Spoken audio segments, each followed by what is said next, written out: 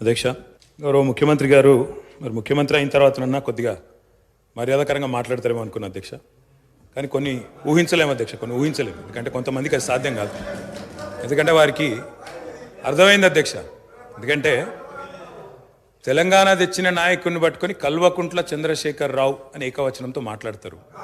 తెలంగాణను వ్యతిరేకించిన వాళ్ళనేమో గారు గారు అని మాట్లాడినప్పుడే అర్థమైంది అధ్యక్ష వారి సంస్కారం ఏందో, వారి పరిజ్ఞానం ఏందో అర్థమైంది అధ్యక్ష.